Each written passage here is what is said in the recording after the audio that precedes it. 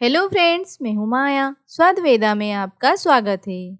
आज मैं आपके लिए लेकर आई हूँ एक ऐसी रेसिपी जिसे आपने ना कभी देखा होगा और ना ही चखा होगा, और वह है बेसन चॉकलेट सेव। तो चलिए बनाते हैं खट्टी मीठी नमकीन चॉकलेटी सेव। चॉकलेट बेसन सेव बनाने के लिए सबसे पहले हम लेंगे एक बॉल और इस पर एक छलनी को रखकर उसमें लेंगे 2 कप बेसन, जो कि ग्राम में 250 ग्राम है। अब हम इसमें से आधे बेसन को छान लेंगे और आधा बेसन छन जाने के बाद अब हम इसमें डालेंगे 1 छोटा चम्मच नमक, और इसे थोड़ा सा खट्टा सा टेस्ट देने के लिए इसमें डालेंगे 1 छोटा चम्मच सिट्रिक एसिड, जिसे नींबू सद भी कहते हैं।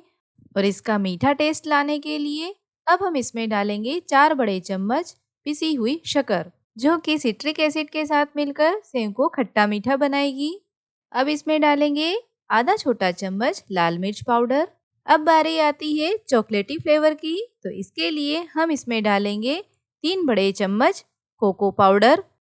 और यह वही कोको पाउडर है जिसका यूज़ आप केक बनाने के लिए करते हैं। और इन सभी चीज़ों को अच्छे से मिक्स करके छान लेंगे, जिससे कि बेसन के और शक्कर पाउडर के जो लम्प है वह टूट जाए और सभी चीज़ें अच्छे से मिक्स हो जाए।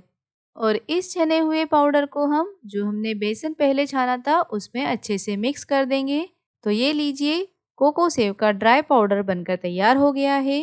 अब हम इसमें डालेंगे मोयन। मोयन के लिए यहाँ पर हमने रिफाइंड ऑयल को अच्छे से गरम कर लिया है और इसे गरम करके हम इसमें डालेंगे।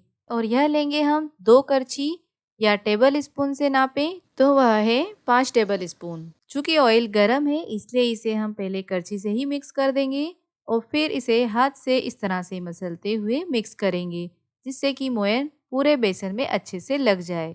और फ्रेंड्स, अगर आपको यह वीडियो बिल्कुल नया लगा है तो प्लीज़ इसे लाइक और शेयर करना ना भूलें। ये देखिए, आप मोयन को इस तरह से भी चेक कर सकते हैं।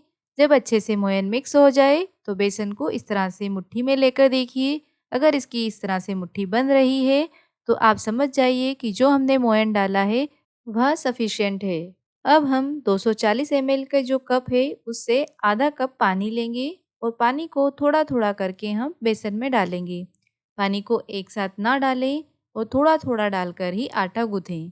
हमें यहाँ पर जो आटा चाहिए वह ना ही पतला होना चाहिए और ना ही टाइट। हमें चाहिए थोड़ा सा स्टिकी आटा। ये लीजिए, हमने पूरा आधा कप पानी इसमें डाल दिया है और इस तरह का स्टिकी आटा हमें चाहिए। आप इसकी कंसिस्टेंसी देख सकते हैं। तो डो बनकर तो तैयार हो गया है। इसे अब हम अलग रखते हैं और मशीन को असेंबल कर लेते हैं। तो सबसे पहले इस सिलेंड्रिकल पार्ट में हम लगाएंगे सेव के लिए जाली। तो यहाँ पर मैं मीडियम साइज़ की जाली का यूज़ कर रही हूँ और इसे इसमें अच्छे से फिट करके इस पार्ट को हम ऑयल से अच्छे से ग्रीस कर लेंगे।